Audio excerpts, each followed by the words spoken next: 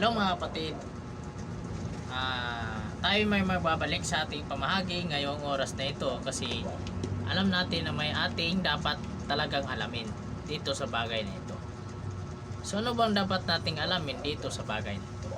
So mga kapatid, para po natin siya malaman, alamin po natin itong nakasulat dito. Dito po sa Juan, dito po sa John 3 verse 31. So ang title po nito mga kapatid, ang nagmula sa langit. So, ano ba itong ibig sabihin na nagmula sa langit? Ito po yung ibig sabihin nagmula sa langit. Ito po ang ating Panginoong Diyos. Sino pang ating tinakay dito? Sino po ang nagpalangsang sa cross? Yun wala na pong iba kundi si Jesus Cristo. So, tatalakayan natin mga kapatid, ito po siya. Yan. O, kitang-kita po natin at maliwanag po siya. Kitang-kita po natin mga kapatid, no? So ano ba dapat natin gawin dito? So basahin natin mga kapatid para po natin malaman.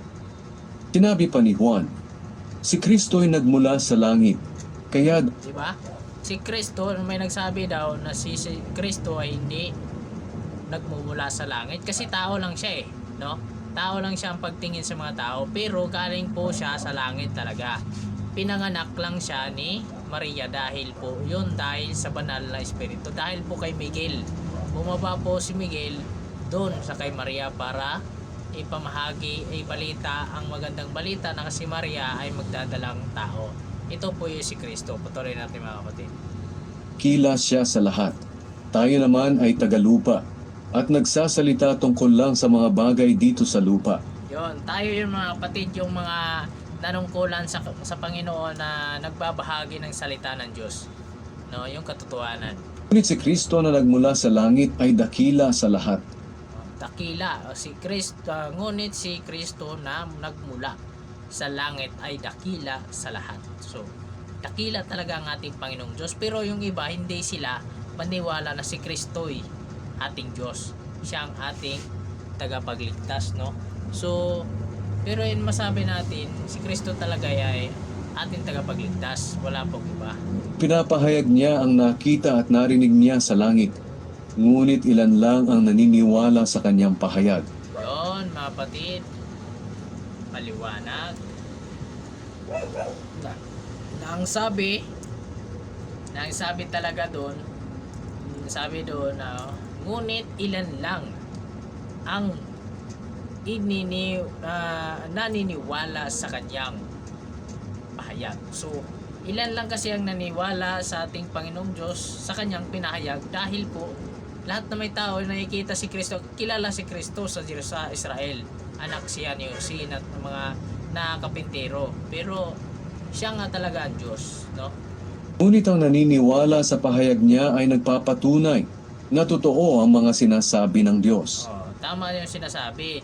Kasi dito na sa punto nakita na nagpapahayag si Kristo ng na naayon sa kanyang Ama, no? So kaya po natin siya na-relate natin to, basahin at alamin para po natin malaman to, kasi kailangan talaga natin intindihin to para po sa lahat, no? So tatalakayin at patuloy natin. Sapagkat si Kristo na sinugo ng Diyos ay nagpapahayag sa atin ng mga sinasabi ng Diyos. Yun.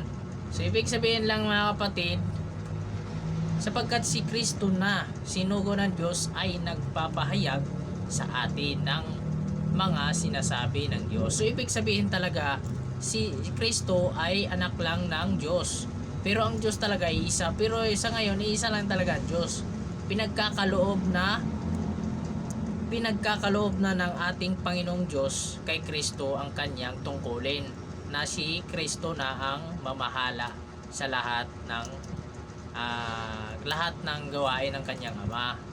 Kasi alam naman talaga na lahat ng gawain ng kanyang Ama ay binibigay kay Kristo, kasi alam naman ng kanyang Ama na si Kristo ay perpekto sa lahat kasama ng kanyang Ama.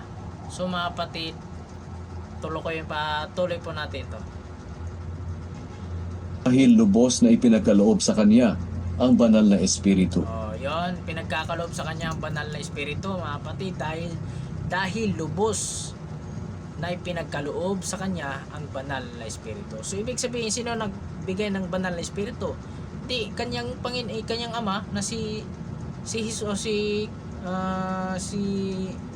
Lord nang nagbibigay ng banal na espiritu kay Jesus para ito ibinigay sa mga tao, para yan ibibigay sa mga tao dito sa mundo ito para may guide, no? Mahal ng Ama ang kanyang anak at ipinailalim sa kapangyarihan niya ang lahat. Oh, di ba maliwanag kasi, no? So maliwanag ko na sinasabi dito, basahin natin dito sa John 3:35. Mahal ang Ama ang kanyang at ipinailalim sa kapangyarihan niya ang lahat, no? So ibig sabihin, yung kapangyarihan ng kanyang ama, yung kapangyarihan ng kanyang ama ibinigay sa kanya para po siya ay namanungkulan sa lahat ng gawain ng kanyang ama. So maliwanag po yung sinasabi, yun po ang dapat nating alamin dito sa John 3. No? So nandyan po lahat ang kanyang binahagi. Yan po natin makikita ang katibayan na ano talaga ang dahilan kung bakit si Kristo ay binaba dito sa mundo, no? So patuloy natin mga kapatid.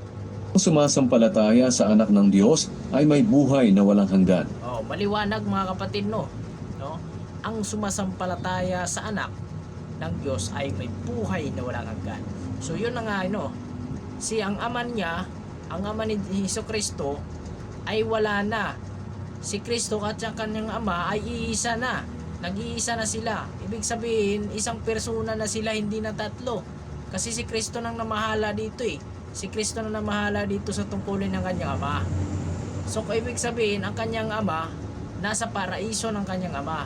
Si Kristo nasa tungkulin doon sa kanyang pinagkaloob sa kanyang ama, kung saan siya binigyan ng pinagkalooban sa kanya lahat ng kanyang tungkulin na gawin ng trabaho ng kanyang ama dati pa, ang panahon na wala pa si Kristo sa mundong ito. So patuloy natin mga kapatid.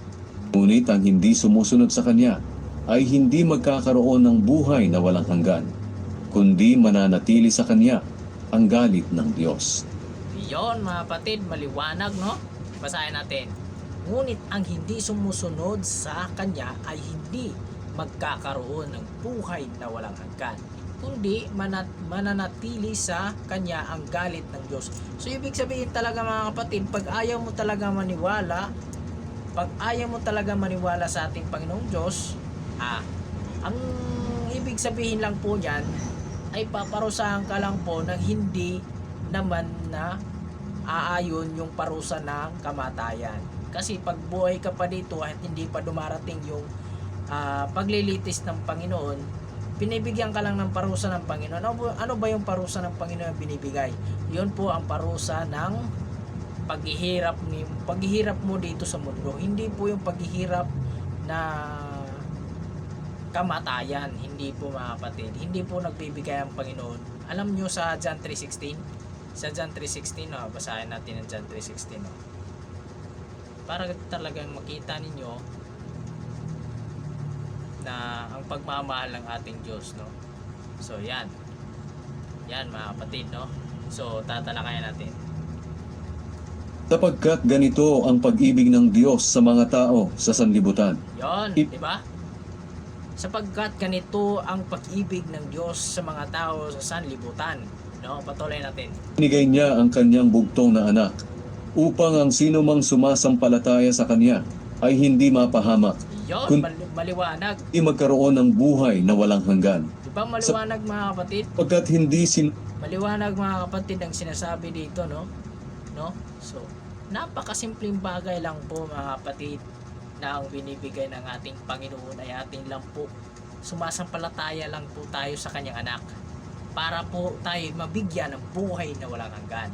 Kasi ang ibig sabihin kasi mga kapatid, pag once na hindi po tayo manampalataya sa ating Panginoong Jesucristo, ay hindi po tayo bibigyan ng buhay na walang hanggan. Kasi ang sabi nga ng Ama,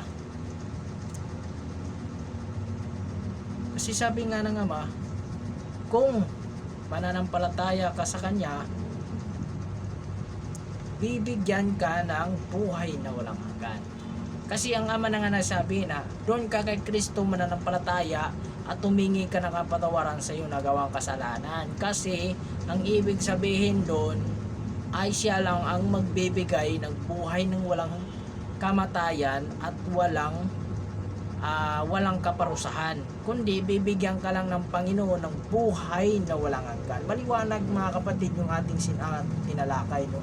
So mga kapatid, hanggang dito na lang at naway may naunawaan kayo sa ating binahagi ngayong araw, at naway pagpalain kayo ng Diyos at iingatan at ilayo sa kapahamakan, at lagi kayong manalangin sa ating Panginoon, at lagi po kayong mananampalataya, at lagi po kayo mag-pray para sa lahat ng tao sa mundo ito. So mga kapatid, hanggang dito na lang. God bless to all. Ingat kayo palagi.